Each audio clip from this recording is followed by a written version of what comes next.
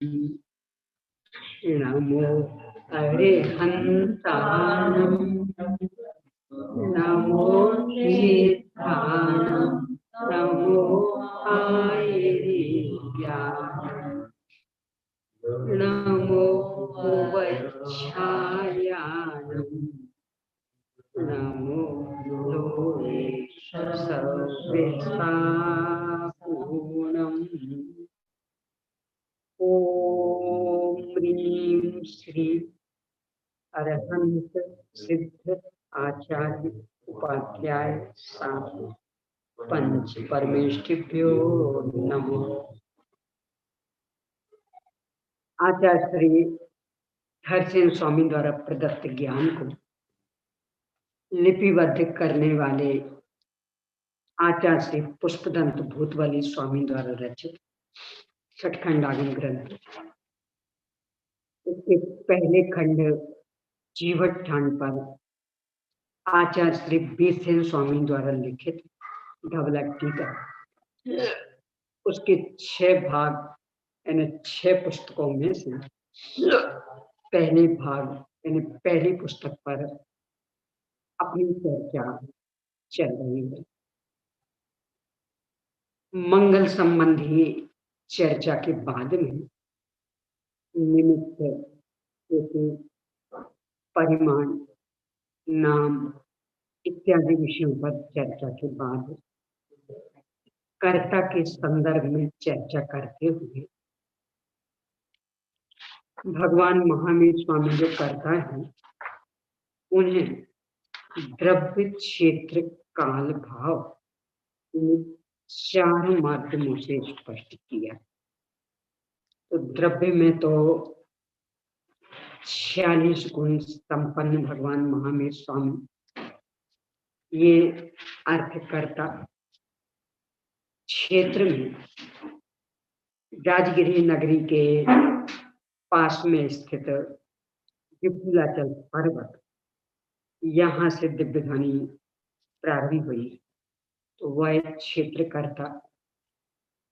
अर्थकर्ता के अंतर्गत इस अवसर्पणी काल के दुष्मा सुषमा नामक चौथे काल के अंतर्गत जब कुछ कम 34 वर्ष शेष रहे थे, यानी 33 वर्ष 8 माह और 15 दिन शेष रहे थे, तब प्रथम मास श्रावण मास के कृष्ण पक्ष की प्रतिपदा के दिन प्रातः काल अभिजित नक्षत्र में रुद्र मुहूर्त में जिस समय सूर्य का उदय हो रहा था, उसी समय इस धर्म तीर्थ की उत्पत्ति हुई। यह काल परिच्छेद, इन्हें कालकर्ता, काल की अपेक्षा करता। यहाँ तक अपन चर्चा कर चुके हैं। अब आज भाव की अपेक्षा अर्थकर्ता का निरूपण अपना चल रहा है। पेज नंबर 64 पर ऊपर से दूसरे पैराग्राफ से अब भाव की अपेक्षा अर्थकर्ता का निरूपण करते हैं।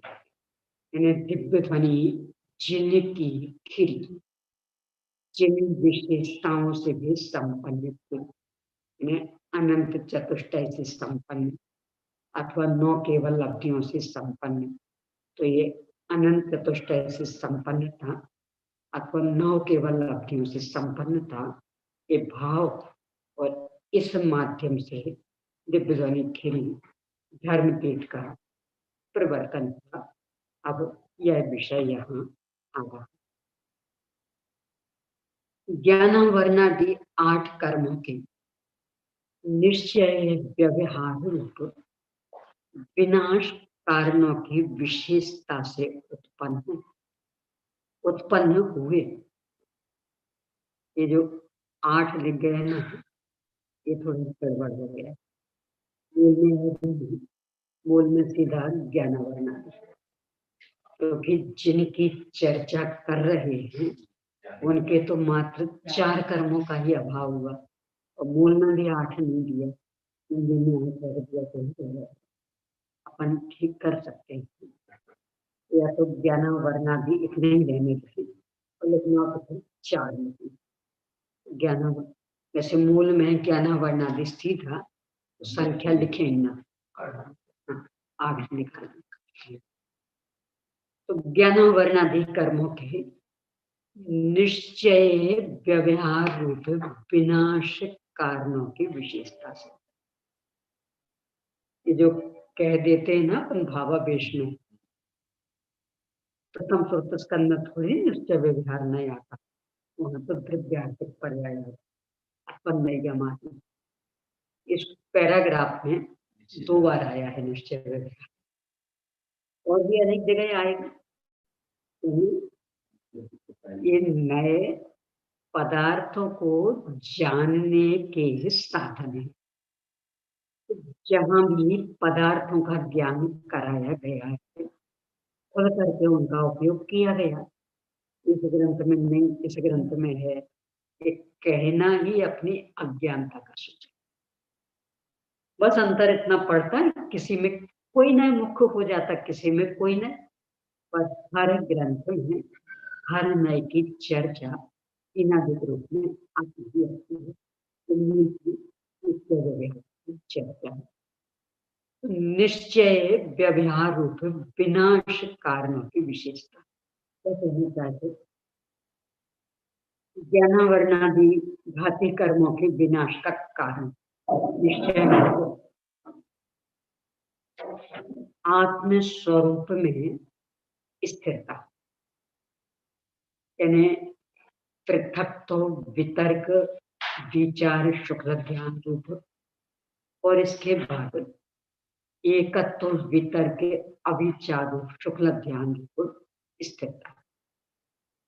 पृथक वितर्क विचार रूप शुक्ल ध्यान रूप स्थिरता से वो ही कर्म का पूरा अभाव, और एकत्व वितर्क विचार रूप अविचार रूप शुक्ल ध्यान में एकाग्रता से ज्ञानावरण दर्शनावरण अंतराय कर्म का अभाव हुआ। तो ये तो वह कारण, और अधिकरण आश्रय शाश्वत भगवान आत्मा, यानी शाश्वत भगवान आत्मा ये अधिकरण, यानी जिसका आश्रय लिया, जिसमें लीनता की, जिसमें लीनता की वह अधिकरण, और जो लीन हुआ वह उपादान कारण। तो ये 2 शुक्ल ध्यान भेद, ये उपादान कारण, ये निश्चय, क्योंकि वास्तव में इनसे ही भाव घाती पैदा नहीं हुए, यानी मोह राग विषादी विकारी भाव पैदा नहीं हुए, तो उसके निमित्तता में पर द्रव्य कर्म का बंध नहीं हुआ। पहले के जो द्रव्य कर्म थे उनका अकर्म रूप परिणमन हो गया, मतलब उनका भी विनाश हो गया। तो स्वरूप लीन था, ये कर्मों के विनाश का निश्चय कारण, और उन कर्मों का अकर्म रूप परिणमित हो जाना ये उनका व्यवहार कारण। ये व्यवहार क्यों? क्योंकि कर्मों का अकर्म रूप परिणमन तो हमेशा चल रहा है। सिद्ध राशि के अनंत में भाग और अभव्य राशि से अनंत गुणी कर्म प्रति समय फिर करके अकर्म रूप होते हुए निकल रहे, पर उससे मोक्ष नहीं होता। मोक्ष कब होगा? कि वेग फिरें और नया बंध ना हो, तो मोक्ष होगा। यहाँ नया बंधन नहीं होगा, पर ये पर द्रव्य का परिणाम 64 पेज पर है। 64 पेज पर भाव रूप से अर्थकर्ता का निरूपण। तो स्वरूप स्थिरता किसी वास्तविक कारण, यानी अपने अंदर अपराध नहीं हुआ, ये दशा प्रकट हुई। तो जब अपराध नहीं हुआ तो बंध भी नहीं होगा, ये तो वास्तविक कारण। और जब अपराध नहीं हुआ तो परद्रव्य रूप में कर्मों का बंध भी नहीं हुआ। पहले के जो बंधे थे वो अकर्म रूप से परिणमित होकर खिल गए। ये व्यवहार का तो निश्चय है व्यवहार रूप विनाशिक कारणों की विशेषता से उत्पन्न हुए। अब क्या प्रकट हुआ? अनंत ज्ञान। अनंत शब्द हर एक के साथ में लगा लीजिए। अनंत दर्शन, अनंत सुख और अनंत वीर्य। ये तो सामान्य चिकित्सा की अपेक्षा, इन्हें ज्ञानावरण कर्म के अभाव में अनंत ज्ञान, दर्शनावरण के अभाव में अनंत दर्शन, मोहिनी के अभाव में अनंत सुख और अंतराय के अभाव में अनंत वीर्य। अब इनको ही नौलब्धि रूप में भी व्यक्त करते। चर्चा पहले भी अपनी आई थी, उसमें भी अपनी करती थी कि जब भगवान का, सकल परमात्मा का अपना वैभव बताना उद्देश्य होता है, तब तो अनंत चतुष्टय को बता देते। और जब अन्य जीव क्या देखकर उनसे आकर्षित हो रहे, यानी उनकी बाह्य महिमा, भोले जीव किस कारण खिंचे आ रहे, जब ये बताना होता है तो उन्हें अनंत चतुष्टय का नौलब्धि रूप में विस्तार कर देते। क्योंकि बाहर का जो ठाट बाट, भोले प्राणी तो उससे आकर्षित होते। अच्छा, सबको आख्यान मिलेगा वहां, यानी हमारे शत्रु हमें मार नहीं पाएगा। वो मोर और सर्प साथ साथ बैठे रहेंगे, शेर और बकरे साथ साथ बैठे रहेंगे, हम भी देखेंगे और अंधे को भी दिखने लगेगा, बहरे को भी सुनाई देने लगेगा, गूंगा भी बोलने लगेगा। यानी ये जो क्षायिक दान, क्षायिक लाभ, क्षायिक भोग, क्षायिक उपभोग, इनसे भोला प्राणी आकर्षित। कोई जीव 8 वर्ष कुछ अंतर मुहूर्त में परिणत हो, अब हमारा पानी तो बंद, पहले ही बंद हो गया जब मुनि दशा के बाद प्रेम का आह्वान हुआ तो तभी। अब तो पूरा ही टूट गया और लगभग ये कोटि पूर्व तक रहेंगे, दुबले नहीं हो जाएंगे ना, बिल्कुल वैसा ही हृष्ट पुष्ट शरीर। है ना, भोला प्राण तो ये सब सुनकर के ही आश्चर्यचकित होता और इसकी वजह से पर पहुंच जाता कि देखें तो वो व्यक्तित्व कैसा है। इसलिए जब अन्य जीव किन से आकर्षित हो रहे, एक बिंदु मुख्य होता तो फिर वहां इन अनंत चतुष्टय का विस्तार नौ केवल लक्ष्यों में कर देते हैं। या हम यही स्थिति तो पहले अनंत चतुष्टय बताया, अब उनको नौ केवल लब्धियों में ले रहे। तो इन चार के साथ ही क्षायिक सम्यक, क्षायिक दान, क्षायिक लाभ, क्षायिक भोग और क्षायिक उपभोग, मोहिनी कर्म के अभाव में, दर्शन मोहिनी के अभाव में क्षायिक सम्यक और चारित्र मोहिनी के अभाव में क्षायिक चारित्र कहेंगे या क्षायिक सुख कहेंगे। और अंतराय की 5 प्रकृतियां थी तो उनके अभाव में अलग अलग ही 5 लब्धियां, इस तरह से ये 9 लब्धियां। निश्चय उपभोग की निश्चय व्यवहार रूप प्राप्ति के अतिशय से प्राप्त हुई।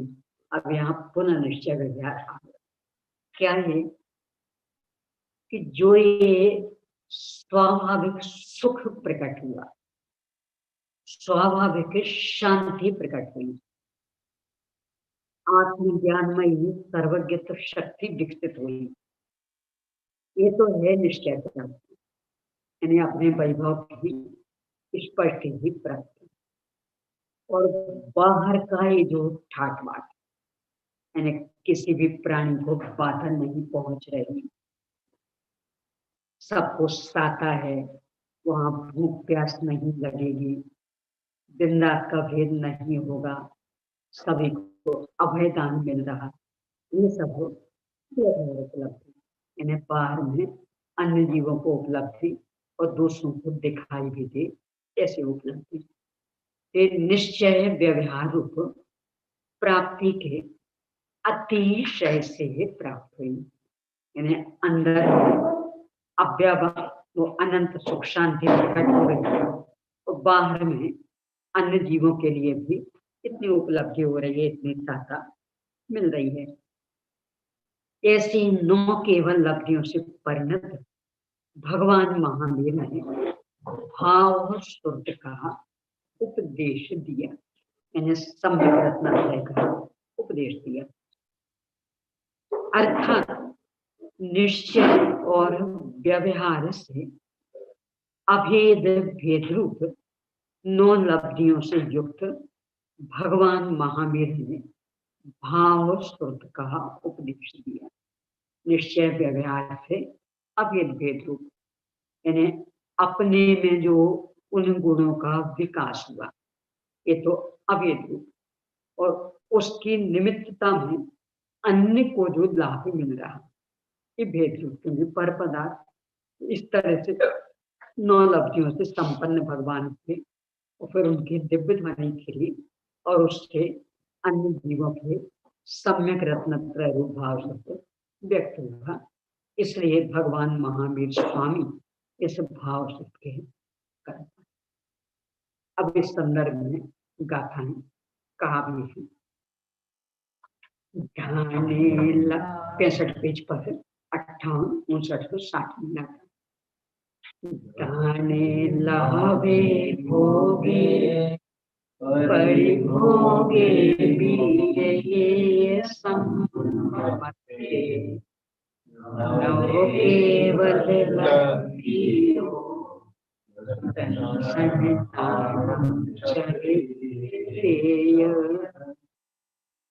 दान, लाभ, भोग, परिभोग, ये अपने तत्व सूत्र में भी ऐसे है, और रत्नगर श्राप करते हैं।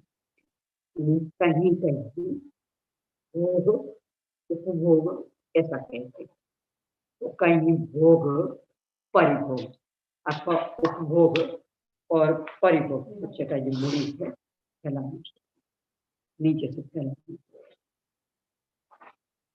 उपभोग परिभोग ऐसा भी कहते हैं। ये है एक प्रकार से पर्यायवाची। वीर्य, सम्यक, ज्ञान, दर्शन, ज्ञान और चारित्र, ये 9 केवल लब्धियां। केवल लब्धियां क्यों कहलाती?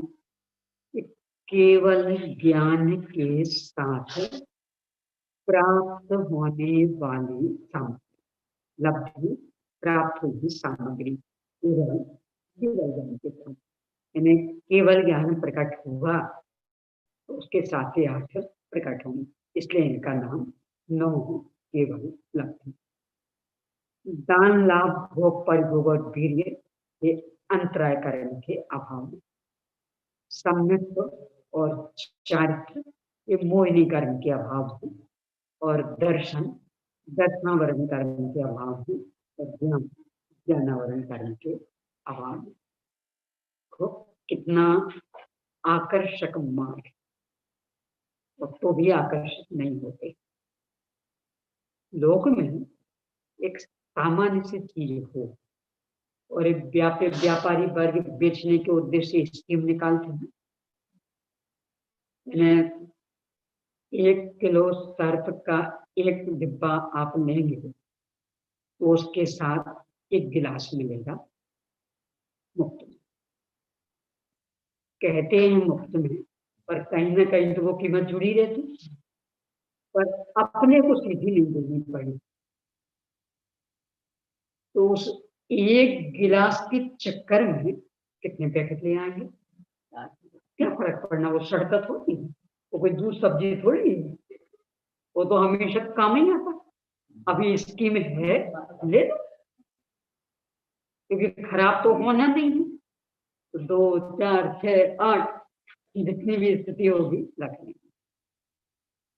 ये पता है कि मुफ्त में कुछ नहीं मिलता, वो कहीं ना कहीं जोड़ा गया है, पर अपने को सीधा नहीं देना पड़ा तो लगता मुफ्त। तो धर्म में पता कैसी स्कीम है, कितनी गजब की, और आश्चर्य की यहाँ आकर्षित नहीं होते। यानी अपने को शाश्वत भगवान आत्मा मानने का पुरुषार्थ करें, इस पुरुषार्थ में सफल हुए कि 3 रत्न प्रकट हो गए। तीन क्रिया, सम्यक दर्शन, सम्यक ज्ञान, सम्यक विचार। अब ये हमने अखंड सुरक्षित रखे और स्वरूप स्थिरता बढ़ाते गए। तो स्वरूप स्थिरता बढ़ी तो परिपूर्ण वितरागता, पूर्ण सुख प्रकट हो गया। उसके लिए कुछ नहीं किया हमने, हम तो अपनी स्वरूप स्थिरता बढ़ गई। और जहां परिपूर्ण वितरागता हुई, अंतर मुहूर्त में ही अनंत प्रत्यय अथवा 9 केवल लक्षण, यानी 9 चीजें फोकट है, अलग से हमें कुछ नहीं करना। और लोक में तो एक और रहता फिर लकी ड्रा, कूपन जो मिलता वो हर एक को नहीं खुलेगा, तो लक जिसका होगा उसे। तो यहाँ लकी ड्रा नहीं, नियम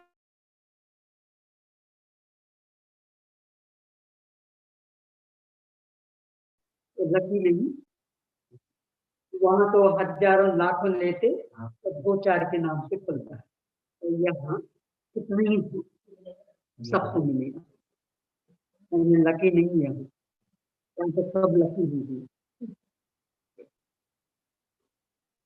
विडम्बना ये कि वहां एक गिलास के चक्कर में घर में ढेर लगा लेंगे उस सामग्री के,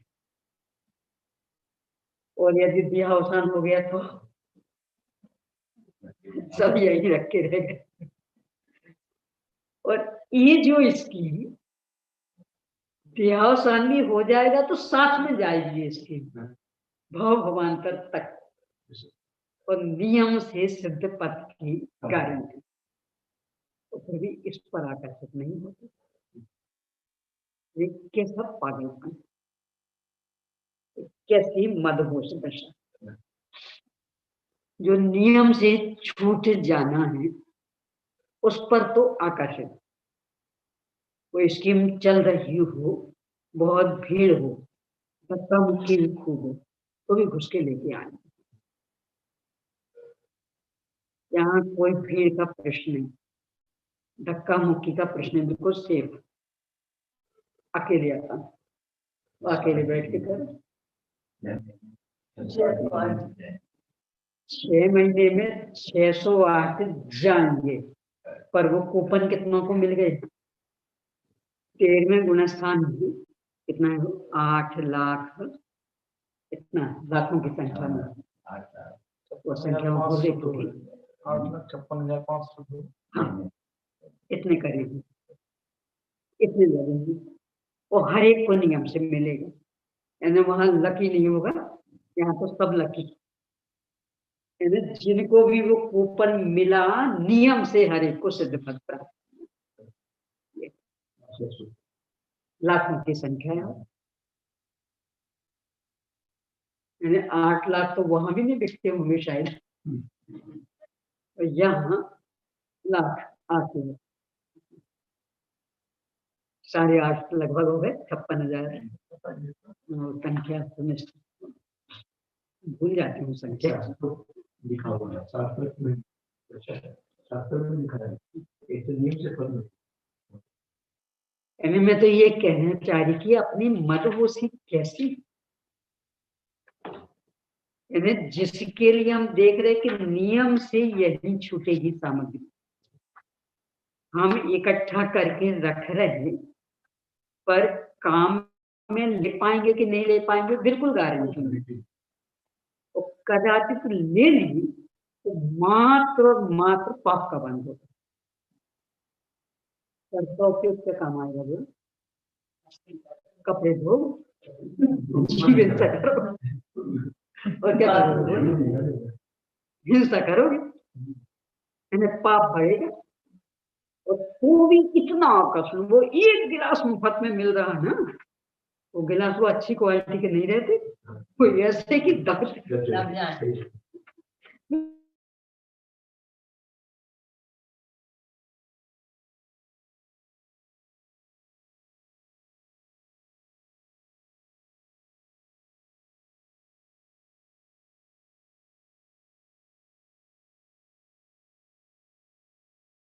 8,98,500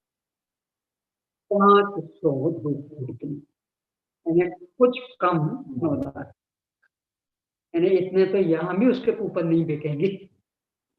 किसी भी कंपनी का पता लगाना, ये जो वो बिकते हैं ना, क्या बोलते हैं, बैटरी वगैरह, 9 लाख करीब बिक जाती होंगी। यहाँ तो इतनी संख्या में 8,98,502 इतनी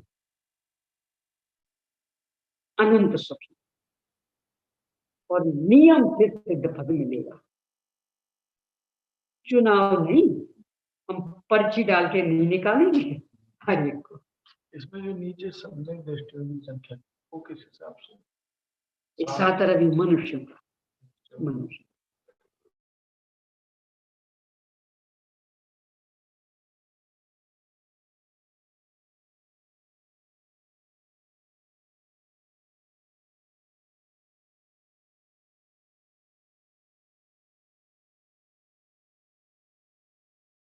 और छोटे छोटे से पुरस्कार में कितना बीजते मिल जाता है, तो कितना रौद्र ज्ञान, खुश खुश खुश खुश, हमें इनाम मिला, हमें इनाम मिला। और जबकि उसकी उपलब्धि क्या है, उसकी उपयोगिता क्या है, और ये पुरस्कार ईश्वर आकर नहीं होता। कैसी मदहोशी, कैसा पागलपन, कैसी विषय शक्ति। तो इन 9 केवल लब्धियां उनके प्रकट हुई। अब इससे आगे और गाथा 59। खीने दंसन मोहे चरित्र मोहे तहेर खांति सम्मत प्रिय नाम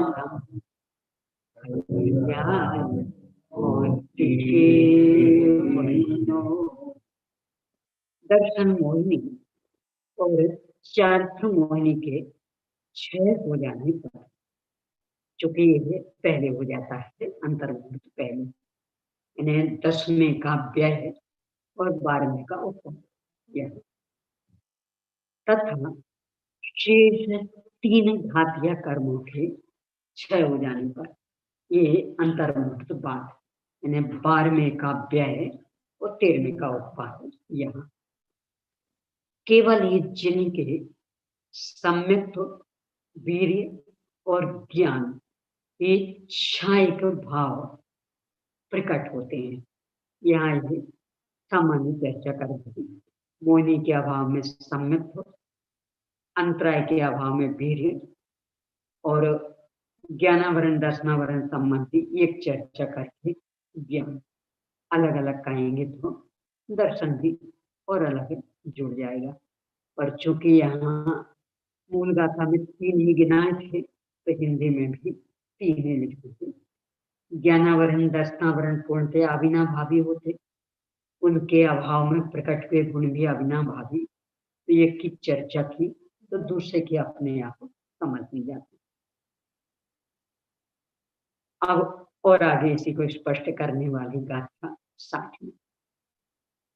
उपन्नम मियनन्ते नठम्मिय छातु मध्ये नामे नौ विपयते कप्पा दिग्वज्जुनी कये सोत्तटम। क्षयोक्षमिक ज्ञान के नष्ट हो जाने पर और अनंत रूप केवल ज्ञान के उत्पन्न हो जाने पर 9 प्रकार के पदार्थों से गर्भित दिव्य ध्वनि सूत्रार्थ का प्रतिपादन करती है। 9 प्रकार के पदार्थ जीवादि वास्तव वर्ण संभा निद्रा मोक्ष पुण्य पाप, उनका सूत्र भी अर्थ भी शब्दात्मक विवेचन भी और अर्थात्मक भी, ये सब दिव्य ध्वनि में होता है। अर्थात केवल ज्ञान हो जाने पर भगवान की दिव्य ध्वनि फिरती है और दिव्य ध्वनि द्वारा ये सब प्रतिपादित होता है। इस प्रकार भगवान महावीर अर्थ करता है, यानी मूल वस्तु के प्रतिपादक, विश्व व्यवस्था के प्रतिपादक भगवान महावीर। इस प्रकार केवल ज्ञान से विभूषित उन भगवान महावीर के द्वारा कहे गए अर्थ को उसी काल में और उसी क्षेत्र में, यानी वही काल जो यहाँ बताया था अवसर्पणी का दुष्मा सुषमा काल, और कुछ कम 34 वर्ष शेष रहे तब, और क्षेत्र वही विपुलाचल पर उसी काल और उसी क्षेत्र में क्षयोक्षम विशेष से उत्पन्न हुए 4 प्रकार के निर्मल ज्ञान से युक्त विशिष्ट क्षयोक्षम के धारी मति, शुद्ध, अवधि और मनापर्य ज्ञान, इन 4 ज्ञान से युक्त वर्ण से ब्राह्मण, गोत्र से गौतम गोत्री, संपूर्ण दुश्रुति में पारंगत, पहले उज्जैनी बने थे तब संपूर्ण दुश्रुति में पारंगत थे, और जीव अजीव विषयक संदेह से युक्त थे। तो अब उनको दूर करने के लिए श्री वर्धमान के पादमूल में उपस्थित हुए ऐसे इंद्रभूति ने अवधारणित किया। यानी एक पैराग्राफ में उनके पहले की स्थिति भी बता दी और वर्तमान स्थिति भी बता दी। पहले की स्थिति कि संपूर्ण दुष्कृति में पारंगत थे, वेदांत थे, वेदांत के उत्कट विद्वान और जैन धर्म के हर विषय से अपरिचित। जब ब्राह्मण वेशेंद्र ने उन्हें सुनाया त्रैकाल्यम द्रव्य षटकम नवपद सहितम जीव षटका निश्चय, इनका क्या होते क्षेत्र, ये क्या होते 9 पदार्थ, इन्हें इतना भी पता नहीं, और वेद वेदांत के सर्वोत्कृष्ट विद्वान, इसके लिए विशेषण दे रहे संपूर्ण दुश्रुति में पारंगत, यानी खोटा ज्ञान इतना, और जीव अजीव विषय के संदेह, यानी जीव नामक कोई द्रव्य होता है संदेह, अजीब कोई द्रव्य होता संशय में। अब वो योग ऐसा बना तो इसको दूर करने के लिए भगवान महावीर स्वामी के पादमूल में उपस्थित हुए, और जैसे ही मानस स्तंभ देखा दम्भ चकनाचूर हुआ, अत्यंत विनम्रता पूर्वक समोषण में प्रवेश किया। भगवान महावीर स्वामी को देखते ही पूर्व भाव का जात स्मरण हो गया। 3 भाव पहले सम्यक ने प्रकट किया गौतम गणनाथ के जीवन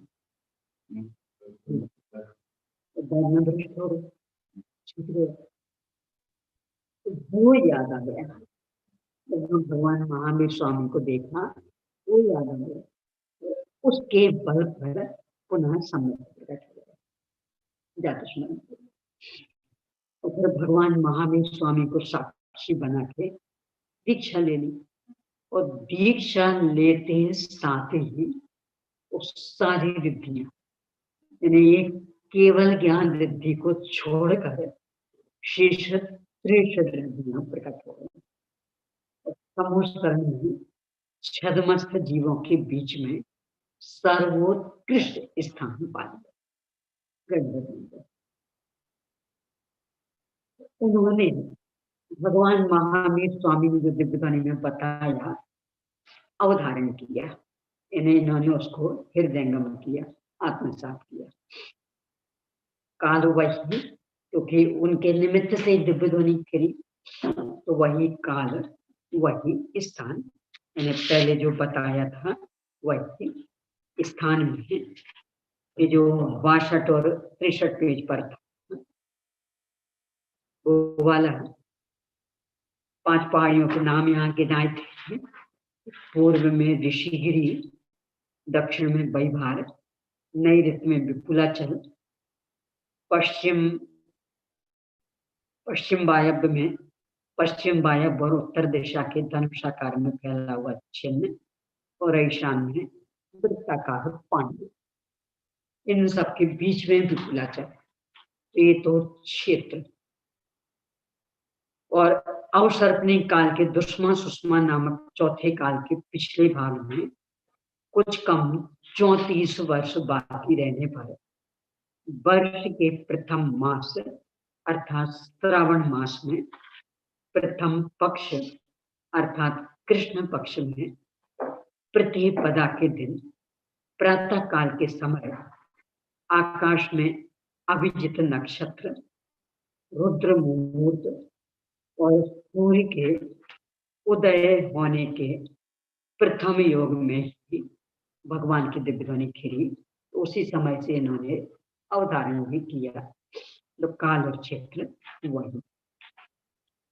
इस तरह से इंद्रभूति गौतम ये अर्थकर्ता भगवान महावीर स्वामी की दिव्यध्वनि को अवधारित करने के कारण ये भी सुरत ज्ञान के कर्ता सिद्ध हुए। इसे ही गाथा द्वारा स्पष्ट कर रहे हैं। पेज नंबर 66 पर 61वीं गाथा। गोतेन गोदमो विप्पो चावुपे सडंगवी नामेन इंद्रपूजिति शीलवं बमुक्तमो। गौतम गोत्री विप्रवर्णी चारों वेद और षडंग विद्या, यानी उनके 6 अंग जो वेदांग आदि के, यम नियम आदि, उन सबके पारगामी, अपने समय के सर्वोत्कृष्ट विद्वान थे, शीलवान और ब्राह्मणों में श्रेष्ठ। ऐसा वर्धमान स्वामी का प्रथम गंधर्व इंद्रभूति इस नाम से प्रसिद्ध हुआ। औदिक भावों की कैसी विचित्रता। और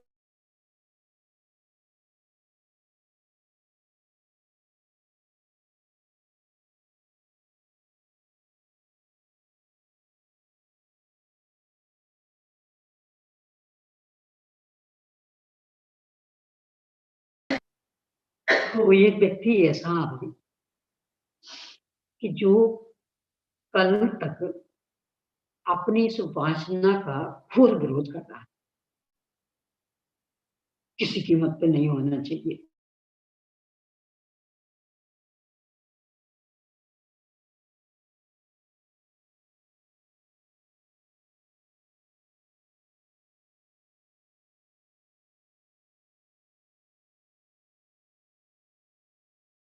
वहां नेटवर्क के मैनेजर से कह दी बंद करो इनको, बिल्कुल बंद हो कनेक्शन।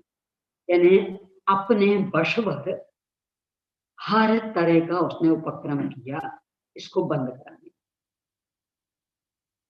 अपन ने सुना, ये है वो व्यक्ति, कैसा लगता अपने को?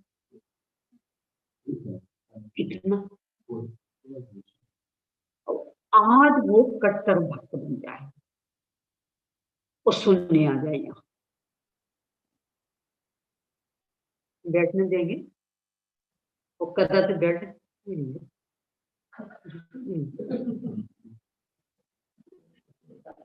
इतना नुक्ता चुनी करेंगे कि वो बेचारे देख के ही परेशान होके उठ जाए, उसको साता से बैठने नहीं देंगे। क्यों?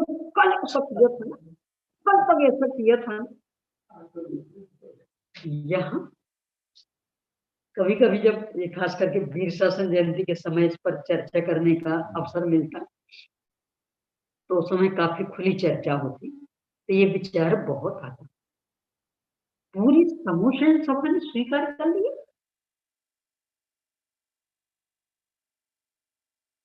मैंने लगभग 1 घंटे पहले, क्योंकि ये भी राजगिरी नगरी में थे, कोई बहुत दूर से नहीं आए थे, बस अकेला वो पर्वत चढ़ के और समूषण में पहुंचे थे। तो कितना समय लगा होगा, अपन मान ले 1 घंटा। तो लगभग 1 घंटे जो पहले कह रहे थे, कौन है वो? महावीर, सब हमारा गुरु। तो उससे क्यों नहीं पूछा? तो उन्हें बताया था। फिर क्या हुआ? हम भूल गए, उन्होंने मान ले लिया। अच्छा, अब हम तुम्हें नहीं बताते, हम उनके पास ही चलते। तो पहले उन्हें समझाएंगे कि गुरु बनने का शौक होना, तो शिष्यों को संभालना भी सीखो। जैसे बेचारे यहाँ वहां भटक रहे और स्वयं गुरु बन के बैठे, और फिर उनके सामने ही तुम्हें इस श्लोक का अर्थ बताना। अब चलिए, कितने घमंड में चूरता है। और भगवान महावीर स्वामी फूटी आंख नहीं सुहारे, और लगभग 1 घंटे में वहां पहुंच गया और गंधर्व बन गए, और एक स्वर से पूरी सभा ने सम्मति दे दी।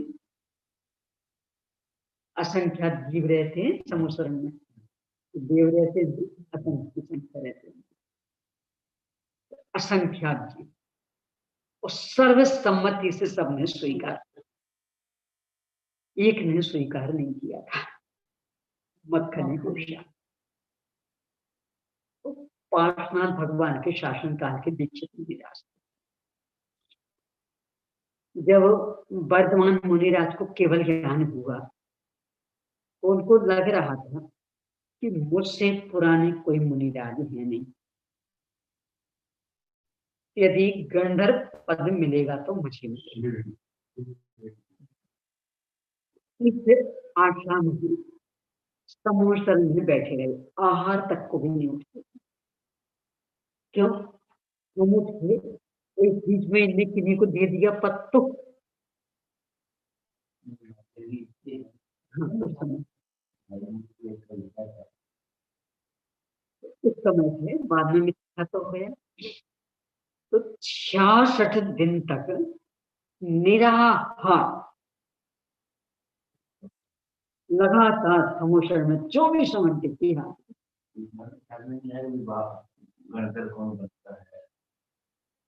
कषाय जो न करा सबका संतुलन कषाय है ना, वो कोई कम है क्या? तो कैसा कितना नशा दे दे, इतना 66 दिन तक का अखंड उपवास। क्यों? हमार को गए तब तक इनने किसी दूसरे को चुन लिया, तो 24 घंटे की हाजिरी। अब यहाँ उल्टा हो गया, वो इंद्रभूति कट्टर विरोधी आए और गंधर्व पद, ये देख करके इन्हें गुस्सा आया। ये क्या? अभी कुछ देर पहले तक विरोध कर रहा था डट कर, वो कोई इतना ऊंचा पद, और मैं इतना अनुयायी, लगातार 66 दिन से आपके साथ चल रहा, अरे कुछ दम नहीं है इनके ज्ञान में, वो निकल गया, वो मस्करी में चला गया। ये सब मजाक की बातें हैं। ये सीनियरिटी जूनियरिटी का भी कुछ सवाल नहीं। मैं इतने दिन से आराधना कर रहा, इनका परम भक्त बना बैठा, वो मेरी कोई इज्जत नहीं। और जो अभी तक कट्टर विरोधी था, उसको इतना ऊंचा पद दे दिया, तो निकल के मस्करी मत करो। उपासक रहता है तो भाव लेंगे, छूटने में देर लगनी है क्या? हाँ, तो ठीक है, तो फिर जहाँ तक काम इच्छा दृष्टि ये, यानी हाँ, आगे को उदाहरण ये, यानी इन सब बातों को स्वीकार करने के लिए हृदय कितना दृढ़ चाहिए। प्राग भाव प्रध्वंसा भाव की स्वीकृति कितनी अधिक है। तो अभी तक विरोध करता था ना, कर तो नहीं रहा ना, तो था के लिए तो परेशान हो रहे हैं। करता था, अब तो बस आगे यदि करने लगा तो के बल पर नहीं चलता है व्यवहार। व्यवहार तो वर्तमान के बल से चलता है, आगे जो होगा ठीक है। मूल तो गंधर पद कोई दिया तो जाता नहीं है, वो तो अंदर की योग्यता से व्यक्त होता है।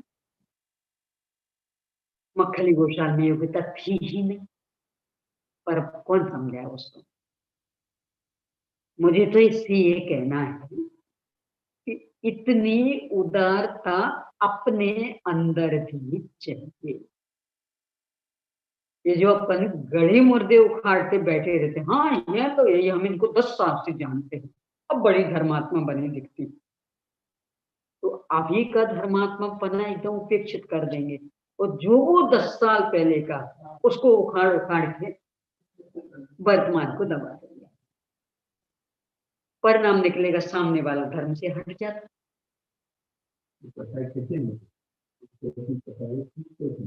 प्राग भाव प्रध्वंसा भाव को याद करें, निरंतर उसको ध्यान में रखें कि वर्तमान पर्याय का पहले की पर्याय में अभाव है, आगामी पर्याय में भी अभाव। तो अब गड़े मुर्दे उखाड़ने का क्या मतलब निकलता? जो पर्याय नष्ट हो चुकी उसको लेके हम वर्तमान बिगाड़ रहे हैं, वर्तमान में नुक्ताचीनी कर रहे हैं। ये ऐसे कब? कुछ 10 साल पहले हमने देखा था इनको कि 10 साल से अभी तक में कितनी पर्याय निकल गई, और आपको अभी वो 10 साल वाले ही दिख रहे हैं।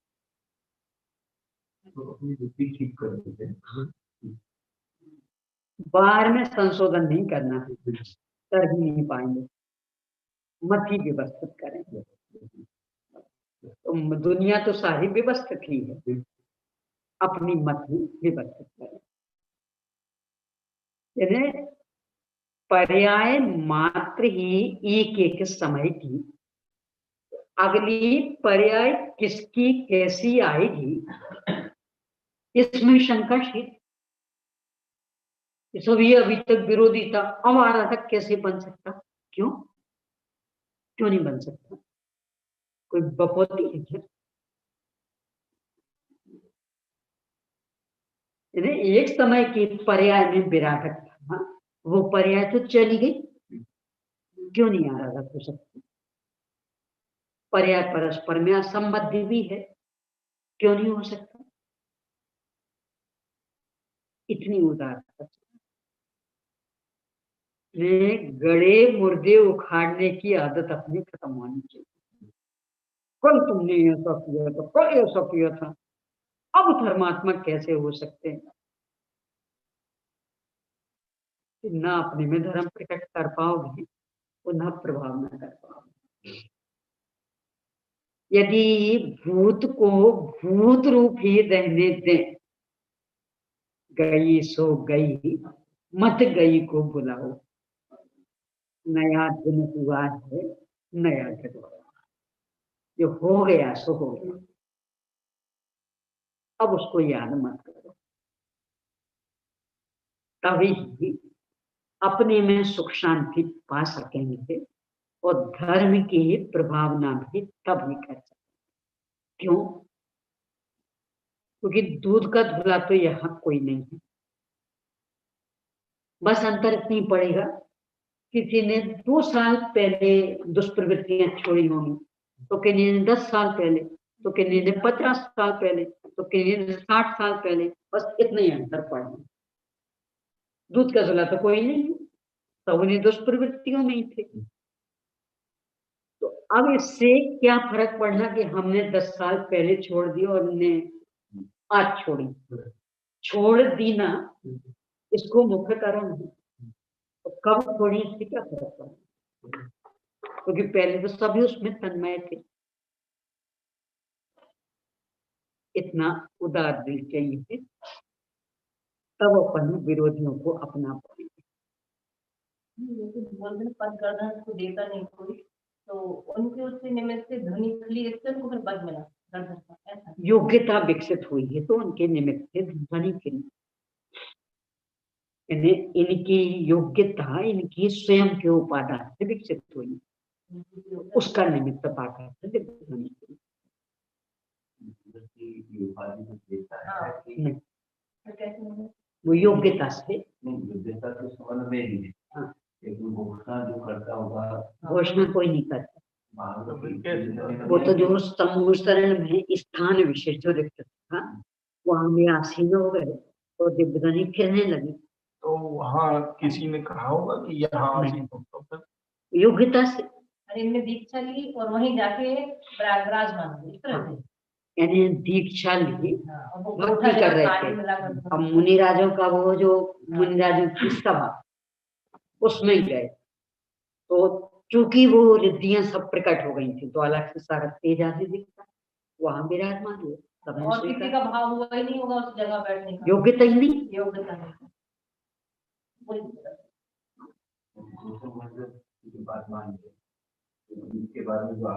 ऐसे ही फिर उनका तो ये प्रधान दिव्य ध्वनि तो चालू होगी नहीं, तो दिव्य ध्वनि इसीलिए तो वे प्रतिगंधर कहलाते थे। इसीलिए प्रधान गंधर बाकी प्रतिगंध, और प्रतिगंधरों का तो ऐसा आचार्य पद दिया जाता है, तो ये हम उपाचार्य पद। हाँ, तो ये पद ऐसा नहीं था कोई। और ये तो बस जो मुख्य गण चीजें होती है, विद्या होती है, जैसे विद्या तो और भी केवल। हाँ, तो वे प्रतिगंधर कहलाते जितने भी। हाँ, केवल ही नहीं, ये गंधर का त्रिशक्ति जिसको भी त्रिशक्ति है, तो वे प्रतिगंधर 50-200 अपने आता था। आत्मा भगवान के 84 गंधर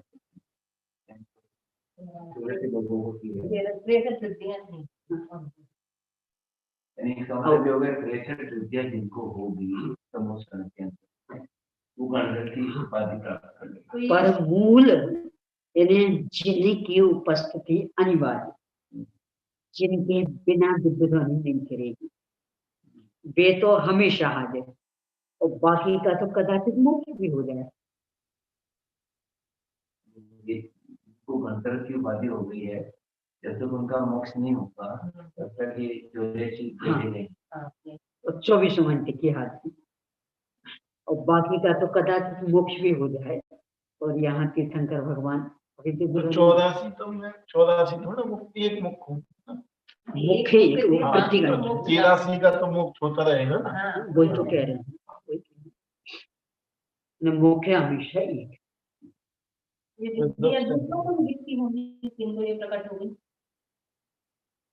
दिखने में क्या दिखेगा? एक वैशिष्ट बस अपने आप में चलता तेज आदमी, तो भान जो तेजस्वी था, कुछ भी पूछा तत्काल उत्तर, बाकी ऐसा कुछ अलग से थोड़ी देखना था। जैसे यहाँ किसी के ज्ञान में अलग से क्या दिखता, पर फिर भी एक जो आत्मविश्वास झलकता, प्रश्न पूछा तत्काल उत्तर, तो उससे आप लगा लेते अंदाज कि हाँ इनके ज्ञान इच्छी कमंडल उनके रहता है, नहीं होते, दोनों ही नहीं। क्योंकि आहार ही नहीं होता। आहार ही समोसन में तो कहीं जाते भी नहीं है। कोई उपहार होते नहीं। समोसरण में समोसन सिर्फ गणतंत्र के बाहर जाते हाँ, हैं।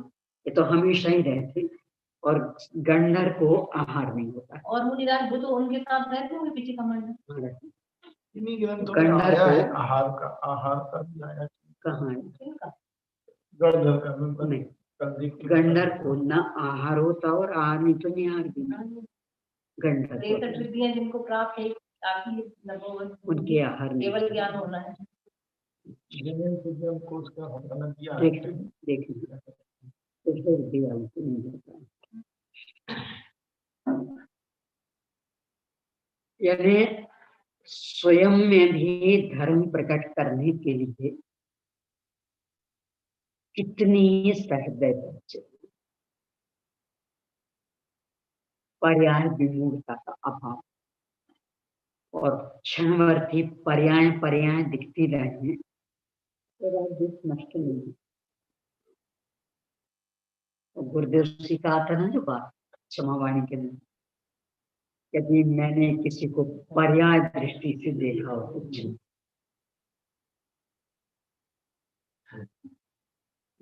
अंदर में भी धर्म प्रकट करना है, तो पर्याय दृष्टि को गौण करना सीखें, अपने संदर्भ में भी और दूसरों के संदर्भ में भी, तो ये समता रहेगी। क्योंकि किसने क्या क्या नहीं किया, इस वक्त में ना से तो पूर्वों में किया होगा, दूध के धुए तो कोई नहीं है, तो क्या क्या याद करके परेशान होते रहो, और उसकी उपलब्धि क्या होगी। यानी बिल्कुल ऐसा है कि सांप तो निकल गया और उसकी लकीर है, उसको पीट रहे,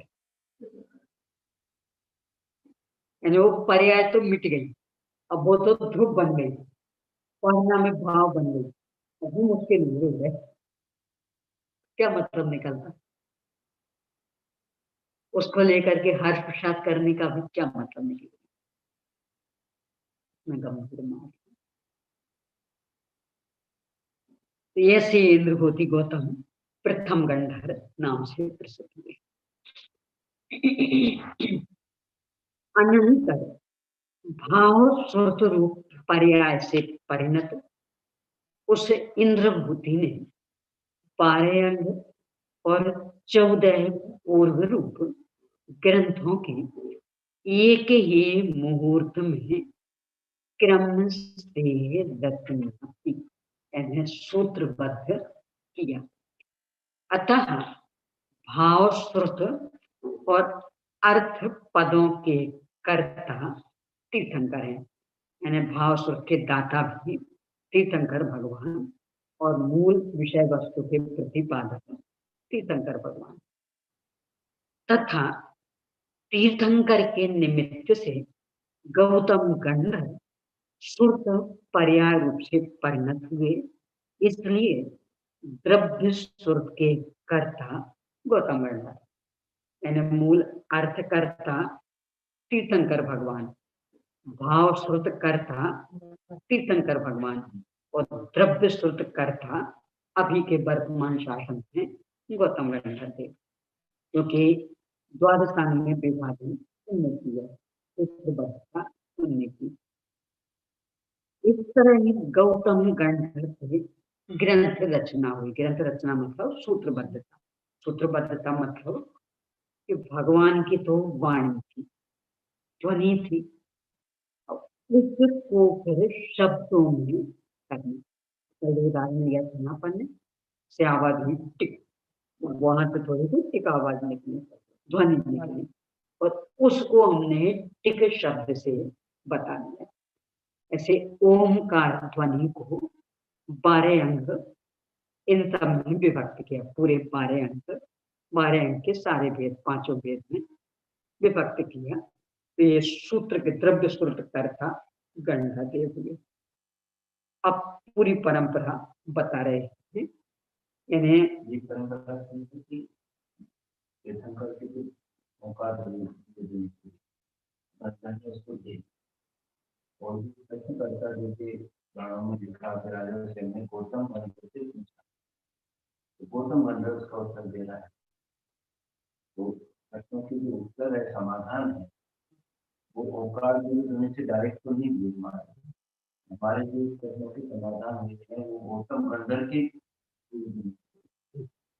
इसलिए तो लिख रहे हैं कि द्रव्य सुख कर्म जो भी प्रश्न उत्तर जो भी होगा कर्म में, तो गौतम गंधर्व के द्वारा। पर ये तो तब कि जब दिव्य ध्वनि नहीं खेल रहे थे। हाँ, उसके बाद में तो दिव्य ध्वनि में तो हमें तो दिव्य ध्वनि में तो अपने आप ही उत्तर आ रहा था। हमारे मन में कोई प्रश्न खड़ा होगा, दिव्य ध्वनि से हमारा समाधान हो गया, प्रश्न ही नहीं हुआ, दिव्य ध्वनि का फिर तो सामान्य से सुनते रहेंगे, विषय समझते रहेंगे, सामान्य से सुन करके समझते रहेंगे और प्रश्न खड़ा होगा अथवा जो सुन रहा है उसको लेके प्रश्न खड़ा होगा, उसका समाधान होता रहेगा। जो प्रश्न हमारे अंदर में खड़ा हुआ, जैसे आपके दिव्य ध्वनि पर चल रहा है, हो गया आपका पूरा इधर पूरा, उसके बाद में जो भी है तो मैंने प्रश्न पूछा तो आपको चले अलग से हाँ, तो वो उनको प्रश्न पूछा जाएगा। हाँ, यानी दिव्य ध्वनि के समय तो सारा काम भगवान से ही हो जाएगा।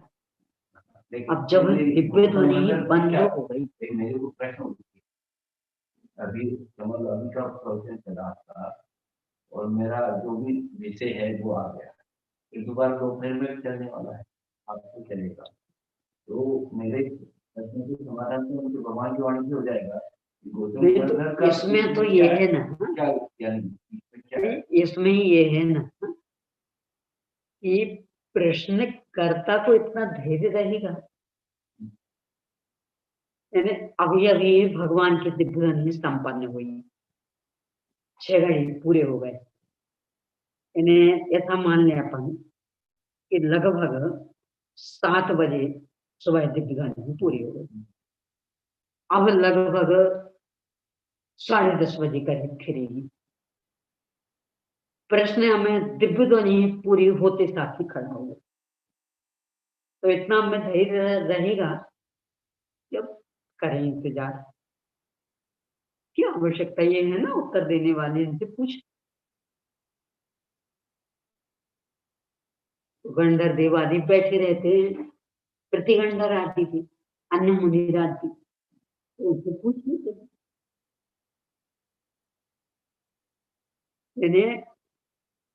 क्योंकि ये काम सीधा आत्महित से जुड़ा हुआ, इसलिए इसमें टाल मटोल के लिए अवसर नहीं।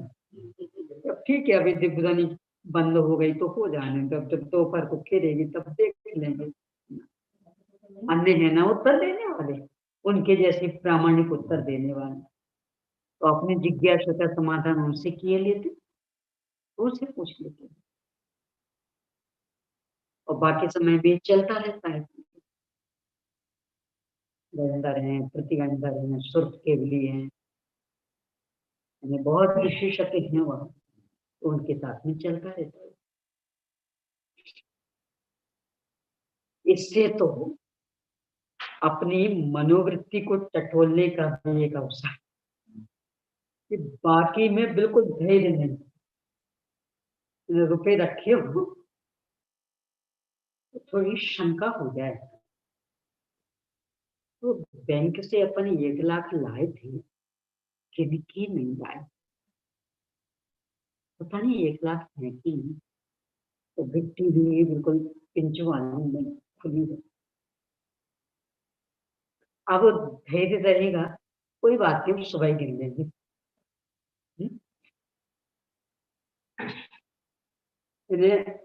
आधी रात को भी विकल्प आ जाएगा ना, बिस्तर से उठ करके, और नहीं जब तक गिने तो चैन नहीं पड़ेगी। क्यों? उसकी कमी बेशी में अपनी कमी बेशी देखे, और धर्म की चर्चा में कोई बात आज नहीं तो कल कल नहीं तो परसों, जल्दी क्या है, रुक जाएगा काम। ये धर्म प्राप्ति के लक्षण नहीं है, यहाँ तो उल्टा होना चाहिए कि आत्म कल्याण हेतु कुछ भी प्रश्न खड़ा होगा, जब तक समाधान नहीं मिले तो जो कहा जाता है ना कि जैसे कुत्ते के सिर में कीड़े पड़ जाए, चैन नहीं पड़ती उसे।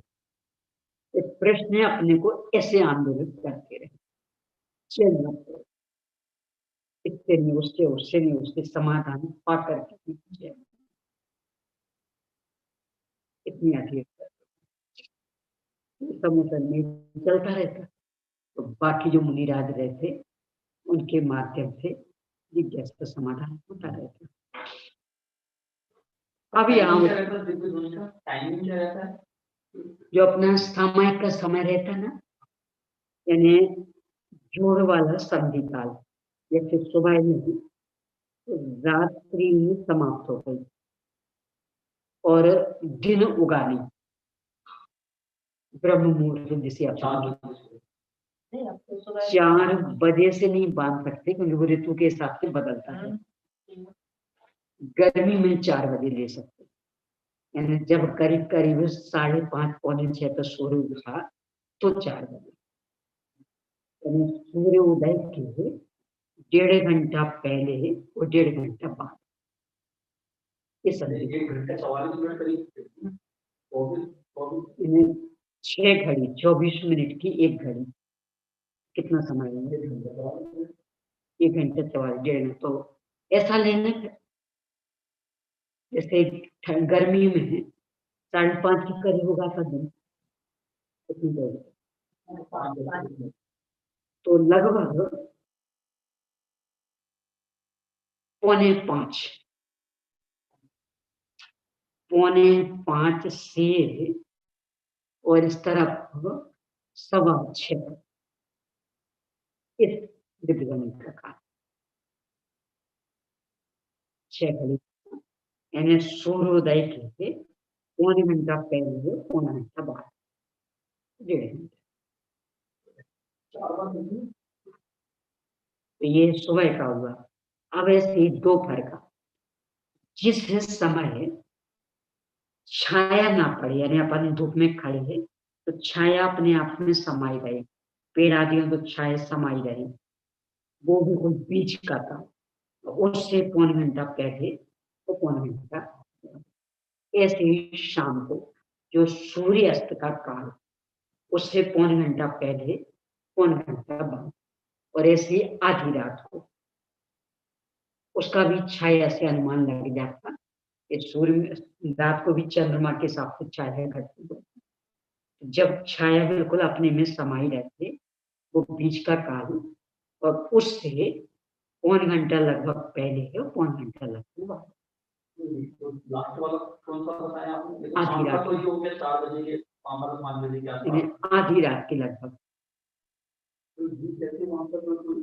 वहां तो दिन रात होता ही नहीं है, वो प्यास लगती नहीं है, ठंडी गर्मी होती नहीं। समय का टाइम ही रहेगा, तो समय का काम ही रहेगा, तो भगवान की दिव्य धुनी करते हैं। और मुनिराज चलो व्रत चलो नहीं भी करे, श्रावण नहीं करे, मुनिराज का तो समय का टाइम, सामायिक का मूल्य क्या है? नहीं कि वैसे भी स्वाध्याय सुंदर से बिल्कुल समता भाव से और उपयोग को एकाग्र करके, और चूंकि वही विषय तो आ रहा, तो स्वरूप लिंग का हो जाते, फिर बाहर आते, फिर लिंग की जुड़ जाती। जैसे सामायिक आपका प्रवचन भी चल रहा है, मैं सामायिक में बैठा तो कुछ भी यानी ये तो अपन छद्मस्थों के साथ समझते हैं, क्योंकि अभ्यस्त तो है, पर दिव्य ध्वनि सर्वज्ञ की है ना, तो वहां तो हर बार वही विषय आ रहा है, और ये छद्मस्थों में विशेषज्ञ हर विषय को भली भांति समझ चुके। जैसे आप कह रहे हो कि आपका स्वाध्याय चल रहा है, ऐसे हम भी पाठ करें, हम सामायिक करके, विषय तो उनका हुई है नहीं रे, देखिए ऐसा नहीं, आपको भक्तामल सूत्र कंठस्थ याद, मान इतनी ही वजह। मान लो अपन उदाहरण पूजन ले लो बाकी। हाँ, कि आपको कंठस्थ, अब उससे कंठस्थ वाली भक्ति को ही यहाँ बोल रहे, बोलते बोलते आपका उपयोग कहीं दूसरी जगह लग गया, पर चूंकि आपको कंठस्थ याद, 2 मिनट बाद उपयोग वापस हुआ, आप जुड़ जाएंगे कि नहीं जुड़ जाएंगे?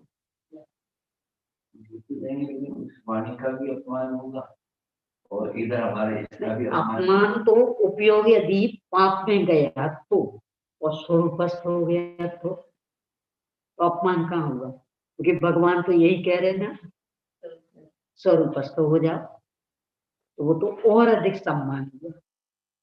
गलत बोलते मैंने बोल गया था ये, वो 144 मिनट का है तो वो 2 घंटे 24 मिनट। वही मुझे लग रहा था कि ये 5 घंटे में कैसे सम्मान, मतलब मैं 2 घंटे की होती है की वजह से ना वो यानी लगभग 3.25 घंटे समझे अपन। हाँ। तो वो 3.25 घंटे के 9 हिसाब घंटा से 36 मिनट हो यानी लगभग 1.5 घंटा पहले, 1.5 घंटा बाद। मैं गलत बोल गया, वो 144 मिनट है। मुझे वही लग रहा था, पर मैं क्योंकि मेरा गणित थोड़ा सा कमजोर पड़ जाता, तो ये लगा रहे तो ठीक है। 144 मिनट तो सही है, लेकिन वो 144 मिनट को करोगे तो 2 घंटे 2 घंटे का होता है, 9 घंटा 36 मिनट, यानी लगभग का अपन ले लें तो सूर्योदय के लगभग 1.5 घंटे पहले और 1.5 घंटे बाद, ऐसे सूर्यास्त से लगभग 1.5 घंटे पहले और 1.5 घंटे बाद, और दोपहर को जब छाया अपने में समाई रहे उस समय से 1.5 घंटे पहले 1.5 घंटे बाद, और ऐसे आधी रात को 1.5 घंटे पहले 1.5 घंटे। 4 टाइम तो ये हो गई, और फिर वो असमय में जो गिरती है हाँ, वो जो महापुरुषों में वो या तो गणधर देव को कोई शंका हो जाए तो उनके समाधान ही तो असमय में गिर जाएगी, अथवा कोई चक्रवर्ती जैसे शला का पुरुष आ जाए, उनके निमित्त से भी असमय में गिर। अब वो असमय में कितनी खिरेगी इसका स्पष्ट उल्लेख नहीं, यानी ये जो खिरेगी ये तो 6 घड़ी, पर जो असमय में खिरेगी वो कितने काल तक खिरती इसका स्पष्ट उल्लेख नहीं। उसमें टाइम निश्चित नहीं, क्या इन्हें उल्लेख नहीं है अपने पास में, तो अपन कुछ कह नहीं सकते कि कितना। संधि काल का समय कितने समय करें, कितने टाइम करें तो संधि काल वही तो बताएंगे ना, कि लगभग 1.5 घंटे, लगभग 1.5 घंटा पहले हो 1.5 घंटा बाद, पूरा समय संधि काल में जाएगा। हो तो भी खिल जाएंगे और चक्रवर्ती भी हो तो खिल जाएगा। नहीं गणधर तो ऐसा नहीं है, नहीं चक्रवर्ती के माध्यम से, गणधर तो विराजमान होना ही चाहिए पहले, ऐसा नहीं है। इन्हें चक्रवर्ती के माध्यम से भी शुरू हो जाती है, ये जो आदिनाथ भगवान जो है तो पर चक्रवर्ती के माध्यम से, गंडर इसके बाद बने। चक्रवर्ती हो तो भी इंद्र को, यानी अगर नहीं मिलता तो चक्रवर्ती नहीं तो भगवान महावीर स्वामी के समय कोई चक्रवर्ती थे ही नहीं, समस्या ये थी, अटका तो यही था कि चक्रवर्ती तो पहले पूरे हो चुके थे, तो थे ही नहीं। तो अब तो आदिनाथ भगवान की जो खिरी थी वो चक्रवर्ती के माध्यम से खिरी थी, गंधर बाद, हाँ ये बाद में शला का पुरुषों के माध्यम से।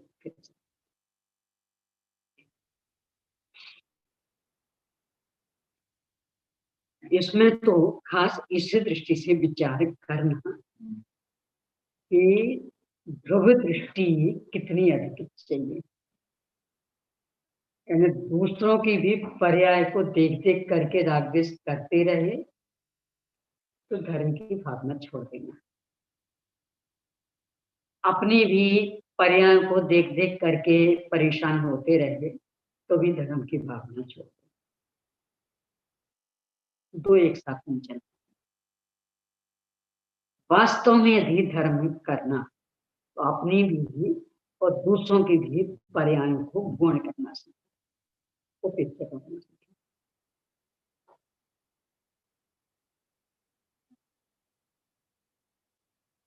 ये जो संशय वाली बात ने गणधर देव को भी संशय हो जाता है।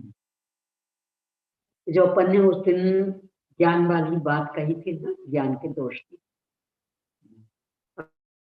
अभी कल सुन रही थी तो आपके उसमें आई थी चर्चा अभय भाई साहब, संशय विपर्य अनध्यवसायी किसके दोष? एक ज्ञान के दोष हैं, पर ये तो बाहर में गुण स्थान तक रहेंगे। देखो दो चीजें अलग अलग, एक तो ज्ञान बंध का कारण है कि नहीं, अज्ञान बंध का कारण है कि नहीं, ये एक चीज होगा। यानी ज्ञान अज्ञान बंध के कारण है कि नहीं, और दूसरे ज्ञान के अपने दोष। तो संशय विपर्य अनध्यवसाय ये छद्मस्थ ज्ञान के दोष हैं, परंतु इनसे बंध नहीं होता। यानी है तो ज्ञान के दोष, पर बंध नहीं होगा। बंध किससे होगा कि मिथ्या दर्शन, मिथ्याचार अथवा मिथ्या दर्शन, अभिरति, प्रमाद, खर्षा, योग, इनसे होगा। हाँ, इनसे बंद होगा। जो ये संशय विपर्य अनध्यवसाय, इससे बंद नहीं होगा। तो ये तो बाहर में गुणस्थान तक रहेंगे। क्या कहा, गंगा देव को हो जाते और उनके निमित्त से दिव्य ध्वनि खिल जाते। असत्य वचन योग और उभय वचन योग और असत्य मनोयोग, उभय मनोयोग बार में गुणस्थान तक है। और चूंकि 10वें के अंत में मोह पूरा खत्म, तो अब आगे बंद नहीं, मात्र एरिया पतास।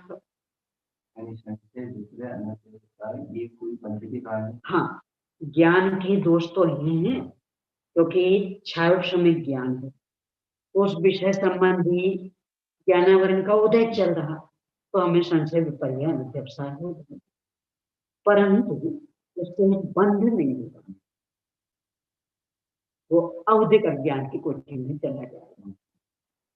यानी हमें विशेष जानने की क्षमता नहीं, स्वाज्ञान परिचय में चला जाएगा, उससे बंध नहीं होगा। बंध के कारण मिथ्या दर्शन, अविरति, प्रमाद, उनका उपचार करके फिर ज्ञान को उपचार से कह देते हैं बंद करना। मूल में ज्ञान बंद का कारण, अवधि का ज्ञान भी बंद का कारण नहीं, छायोक्षम का ज्ञान भी बंद का कारण नहीं, और जहां कहा वो सब उपचार से।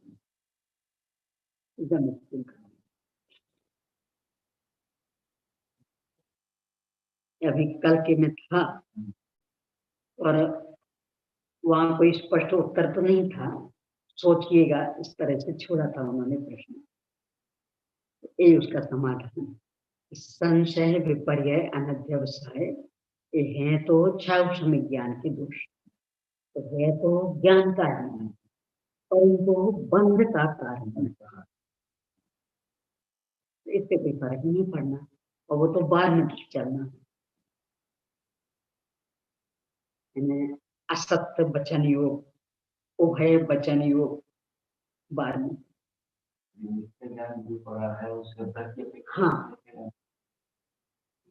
वो बंद उपचार को उसकी अपेक्षा उसको बंद का कारण, पर जो संशय विपर्य अनध्यवसाय ये बंद के कारण। इस तरह से अर्थ करता, भाव श्रुत करता तीर्थंकर भगवान और द्रव्य श्रुत करता गौतम गंधर देव।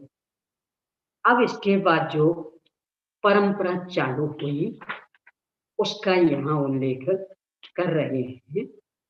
यानी आचार्य श्री धरसेन स्वामी तक कैसे ये परंपरा आई, यानी लगभग 683 वर्ष तक मौखिक रूप में कैसे चलता रहा।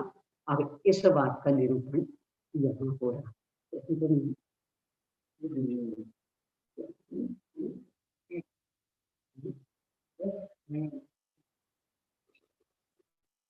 अब तो बिल्कुल सामान्य विषय है जो सुर्ख पंचमी के संदर्भ में हर साल ही सुनने को मिलता कि इस तरह से वो परंपरा आगे फिर से लेते हैं 66 में पेश है दूसरा पैरा। अनंतर भाव सुर्त रूप पर्याय से परिणत उस इंद्रपूति ने, भाषा थोड़ी कितनी अटपटी लगती, अपन उन पढ़े, उन्हें इंद्रपूति ने 12 अंग और 14 पूर्व रूपी ग्रंथों की एक ही मुहूर्त में क्रम से रचना की। तो ये तो छदमस्त ज्ञान, यहाँ तो सारे क्रम से चलेगा, द्वादशांग में सूत्रबद्ध कर दिया। अतः भाव श्रुत और अर्थ पदों के कर्ता तीर्थंकर हैं तथा तीर्थंकर के निमित्त से गौतम गंधर्व श्रुत पर्याय रूप से परिणत हुए, इसलिए द्रव्य श्रुत के कर्ता गौतम गंधर्व। इस तरह गौतम गंधर्व से ग्रंथ रचना हुई, यानी सूत्रबद्ध हुई वाणी। उन्हें गौतम गंधर्व ने भी दोनों प्रकार का श्रुत ज्ञान लोहारी को दिया। लोहाचार्य नाम के एक आधार, इनका दूसरा नाम आता सुधर्माचार्य, उनको दिया। लोहारी ने भी जम्मू स्वामी को दिया। परिपाटी क्रम से ये तीनों ही सकल श्रुत के धारण करने वाले कहे गए, यानी बिल्कुल अनुबद्ध। और फिर इनको उसी अनुबद्धता में ही केवल ज्ञान भी हुआ, ये कहलाते अनुबद्ध केवल। अनुबद्ध मतलब जो केवल ज्ञान की परंपरा विच्छिन्न नहीं हुई, एक का निर्वाण हुआ, दूसरे को केवल ज्ञान, दूसरे का निर्वाण हुआ, तीसरे को केवल ज्ञान, तो यहाँ तक ही परंपरा चली। श्रीधर के उनका नाम होता है श्रीधर, वो अननुबद्ध, आगे भी लिखा है। परिपाटी क्रम की अपेक्षा न की जाए तो उस समय संख्यात हजार सकल सुख के धारण हुए, यानी लोहारी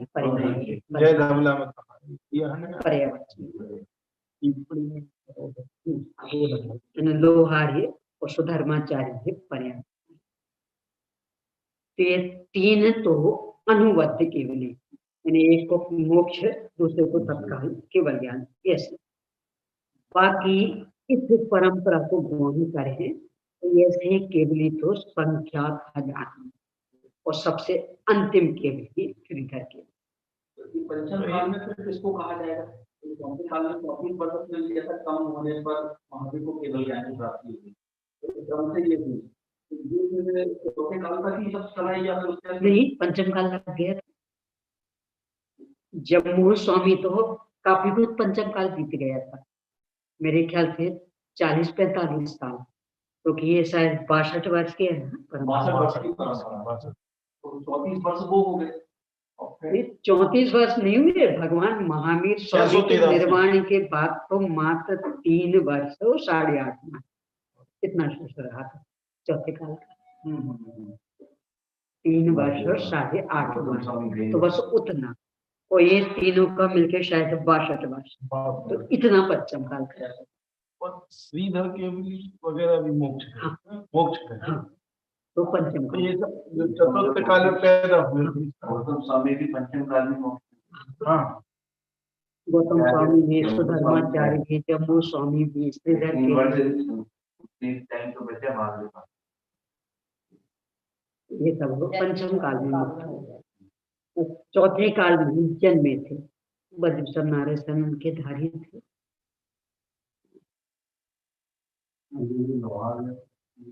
लोहारी मतलब सुधर्माचार्य,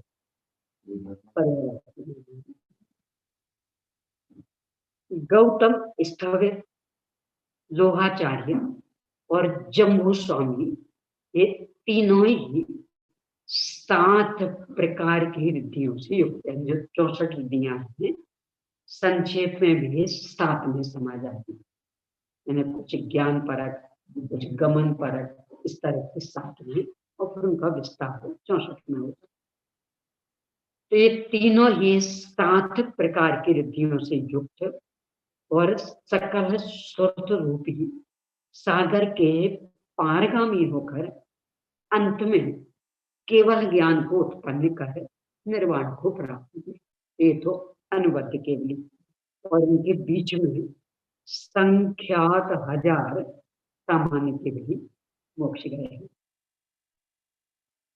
अब इसके बाद में अनुबद्ध सुरत केवली, ये भी जो 5 वो अनुबद्ध की, अनुबद्ध तो ये भी अनेक होंगे। सुरत केवली की जो 5 की संख्या थी वो अनुबद्ध की। इसके बाद विष्णु, नंदी मित्र, अपराजित, गोवर्धन और भद्रबाहु, ये 5 ही आचार्य परिपाटी क्रम से 14 पूर्व के धारी हुए, यानी संपूर्ण सुरत ज्ञान के धारी, यानी सुरत केवली। ये भी अनुबद्ध, यानी बराबर विष्णु आचार्य ने अपना आचार्य पद नंदी मित्र को दिया, उन्होंने अपराजित सूरी को, उन्होंने गोवर्धनाचार्य को, और उन्होंने भद्रबाहु स्वामी को। इनके बीच में अनुबद्ध सुरत के भी अनेक होंगे, यानी जो 5 नाम आए ये तो अनुबद्ध सुरत के लिए थे, यानी जो बराबर परिपाटी क्रम से चले उनके नाम। तदनंतर विशाखाचार्य, प्रौष्ठिल, क्षत्रिय, जयाचार्य, नागाचार्य, सिद्धार्थ स्थविर, धृतिसेन, विजयाचार्य, बुद्धिल, गंगदेव और धर्मसेन, 11 ही महापुरुष परिपाटी क्रम से 11 अंग और उत्पाद पूर्व आदि 10 पूर्वों के धारक तथा शेष उपरिम 4 पूर्वों के एक देश धारक हुए। यानी सकल सुरत ज्ञान विच्छिन्न हो गया। इन 11 के पास में 11 अंक, 10 पूर्व का पूरा और शेष 4 का अंश। 113 पहले का 5, फिर इसके बाद 11 का मात्र 3 जो केवली और उनके बीच में जो संख्या 1000 केवली थे, ये मोक्ष में गए। बाकी सब स्वास्थ्य, ये सब स्वास्थ्य। 11 का काल, 11 का 113 ऊपर 3 का 62 है शायद, नहीं 62 से तो ज्यादा है, 52 नहीं, गौतम स्वामी सुधर्मा उनका 62 जो 5 सूत्र के मूल्य का है। 14 + 16 30, 30 + 22 52, 52 + 19 52, 10 62 और 9 71 और 29 71 और 29 71 29 100। हाँ तो 100 5 सूत्र के मूल्य का 100 विष्णु मिलता है, यानी केवलियों का 62 और सुरत केवलियों का 100 पर, और फिर 11 का 113।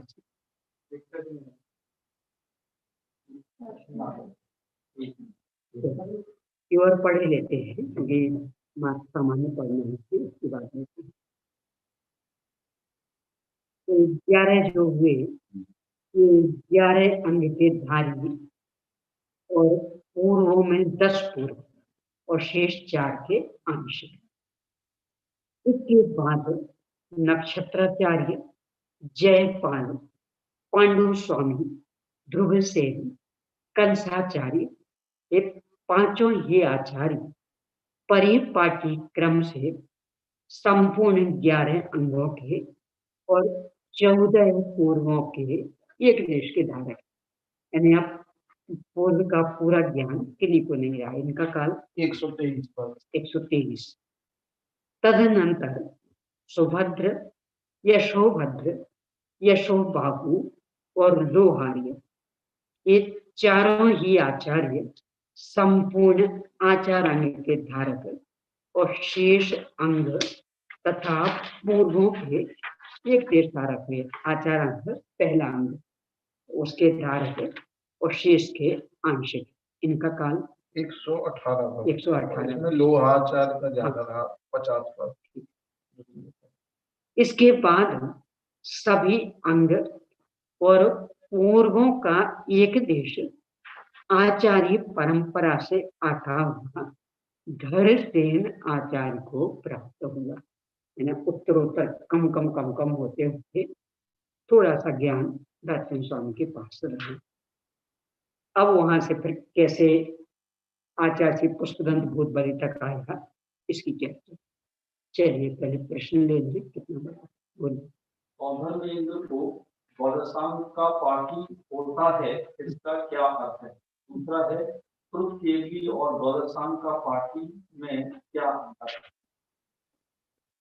जो सौधर्मेंद्र को द्वादशांग का पाठी कहती है उच्चार, यानी चतुर्थ गुण स्थान में जितना अधिक से अधिक ज्ञान हो सकता है उतना, उसका नाम द्वादशांग का पाठी।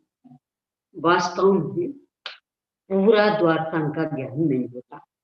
द्वादशांग मतलब 11 अंग पूरे और 12वें दृष्टिवाद अंग तथा परिकर्म, सूत्र, प्रथमानुयोग, चूलिका और पूर्व, इनका ये ज्ञान नहीं होता है देवों के, क्योंकि देवों के अधिक से अधिक 14 गुण स्थान, जो लौकांतिक देवों के भी कहा जाता, वो भी उपचार से, यानी चौथे गुण स्थान में जितना अधिक से अधिक हो सकता उतना। सर्वार्थ सिद्धि वालों को भी जो कहा जाता वो भी उपचार से। इसके बाद जब यहाँ दीक्षा लेते, दीक्षा लेने के बाद में जिन्हें स्वर्ग केवल सुरभि प्रकट होती, उन्हें संपूर्ण द्वादशांग का ज्ञान प्रकट होता। यानी 11 भी पूरे और 12वें अंग के 5 भेद, वे कहलाते हैं स्वर्ग के लिए, वे सकल सुख के धारी। और जो छायोपशमिक सम्यक हो, छायक रूप में परिणमित हो सकता, वो इन सकल सुख के धारी की निमित्तता में, इंद्रादि के निमित्ता में नहीं, क्योंकि वे तो उपचार से कहला रहे थे, उनके है तो इतना अंतर। यानी जो सकल सुख के धारी हैं स्वर्ग केवल ही, ये वास्तविक द्वादशांग के पाठी, ये नियम से भावलिंगी संत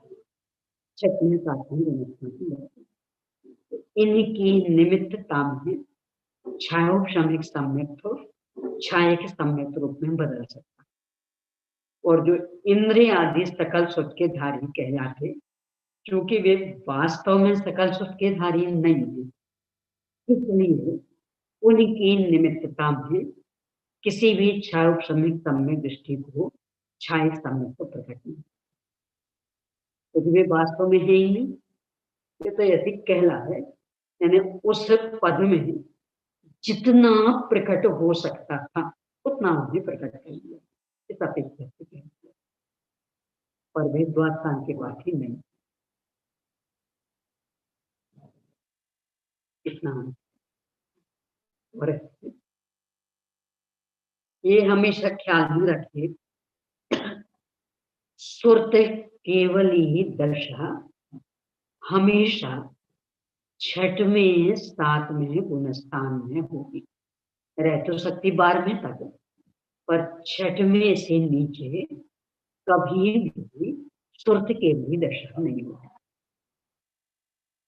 ये जो समय सार के 9वीं 10वीं गाथा का चक्कर, वहां भी यही तो चक्कर। नहीं तो ये तो जो वास्तविक सुरत के लिए वो उन्हें उदाहरण बनाया। और आत्मा को जानने मात्र से सुरत के लिए हो जाए, तब तो फिर चौथे गुण स्थान सुरत के लिए हो गए, फिर तो देव भी सुरत के लिए हो गए। तो फिर तो उनके सानिध्य में भी छाया श्रमिक सम्मिलित छाया के रूप में हो जाना चाहिए, नहीं होता। इसका मतलब भी सुरत के लिए नहीं, यानी सुरत के लिए एक रिद्धि है। तो छठवें सातवें गुणस्थान में भी प्रकट, और इतनी समर्थ रिद्धि कि उनकी उपस्थिति में छायोपशमिक साम्य तो छायक में बदल जाए, अकेले सम्यक दृष्टि की उपस्थिति में नहीं, तो सुर के मुक्ति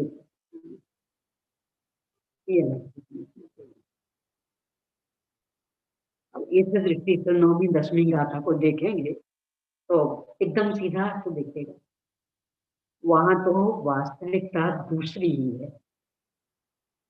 वहां ना तो उन्हें केवली को समझाना है, न निश्चय व्यवहार को समझाना है।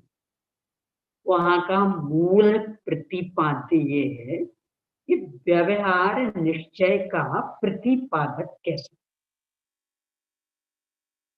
व्यवहार के बिना आप निश्चय नहीं बता सकेंगे, कैसे? आप उदाहरण देके समझा, ये मूल प्रतिपाद्य।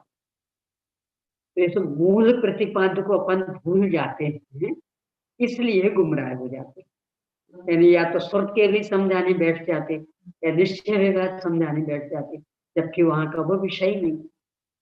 वहां का विषय तो इतना सा कि निश्चय का प्रतिपादन व्यवहार के बिना कैसे नहीं हो सकता, तो आप उसको समझें। उसके लिए उदाहरण दिया उन्होंने सुर के लिए का, और बिल्कुल सीधा सीधा।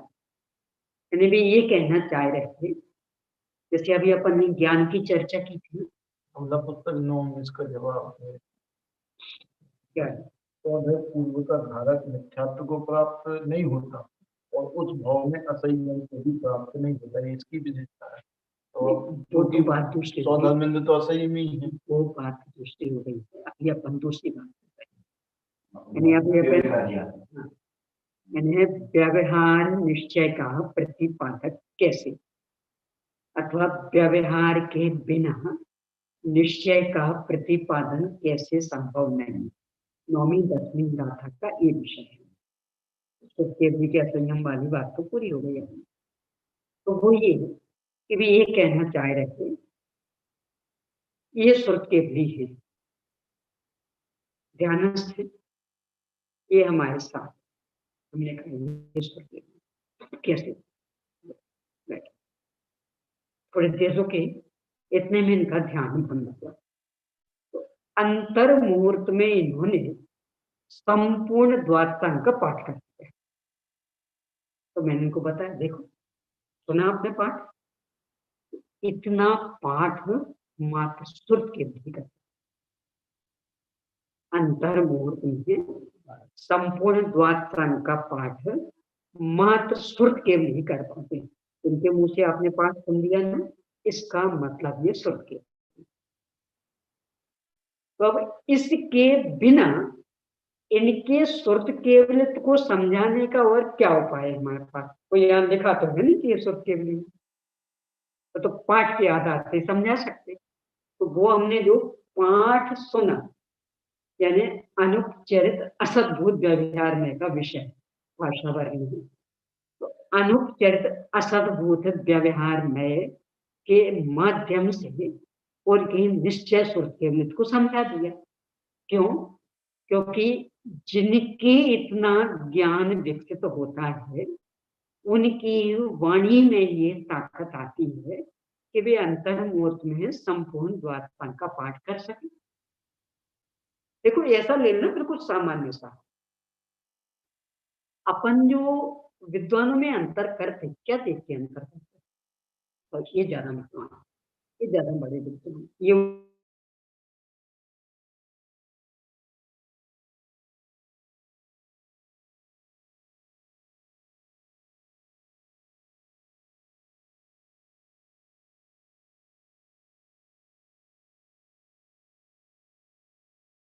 पालन वचनात्मक था, आपने वचन सुने, पर वचनों का संबंध ज्ञान के साथ, उस विषय का ज्ञान जितना व्यवस्थित होगा वचन उतने व्यवस्थित निकलेंगे। तो यदि व्यवस्थित वचन निकले तो इसका मतलब व्यवस्थित ज्ञान। तो उन वचनों को सुनकर आपने ज्ञान का निर्णय कर लिया, बस एक व्यवहार निश्चय का प्रतिपादक हो गया। ऐसे ही वहां इस संपूर्ण द्वादशांग का ज्ञान जिन्हें होगा उन्हें ही ये क्षमता रहती कि अंतर्मूर्त में भी पाठ कर सके। तो हमने पाठ सुना, उससे कहा कि ये श्रुत के लिए, तो पाठ ये अनुच्चरित असद्भुत व्यवहार में का विषय, श्रुत केवलित तो ये आत्मा का परिणमन, ये एक देश शुद्ध निश्चय का विषय था। इस अनुपचरित असद्भुत व्यवहार नय के माध्यम से एक देश शुद्ध निश्चय का हमने ज्ञान करा दिया। बस इतनी चर्चा। अब इसको उलझाते रहते। हाँ मैं बोली समुद्र दृष्टि और शाही समुद्र दृष्टि मतलब क्या है? यानी ऐसा श्रद्धान कि जो कभी भी गड़बड़ नहीं, यानी मेरू जैसा अचल, वह कहलाता शांत सम, यानी किसी भी प्रकार से दोष नहीं, चंचलता नहीं, कुछ नहीं।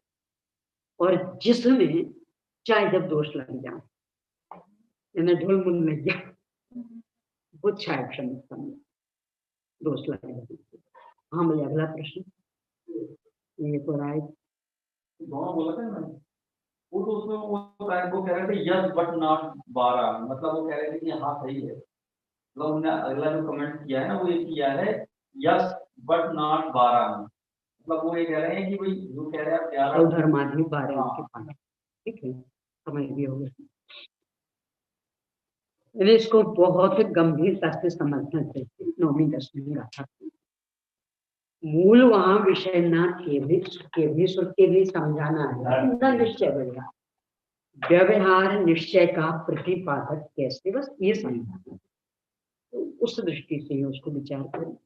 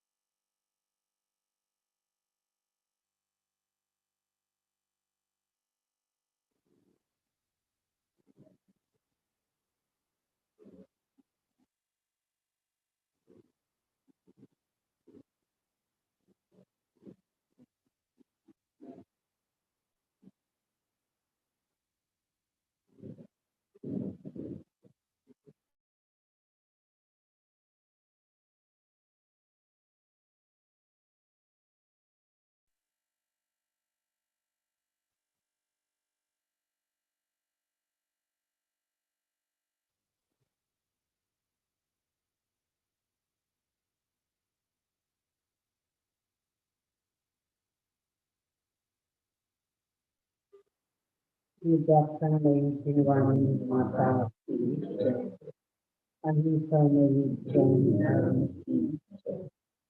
पंच परमेश्वर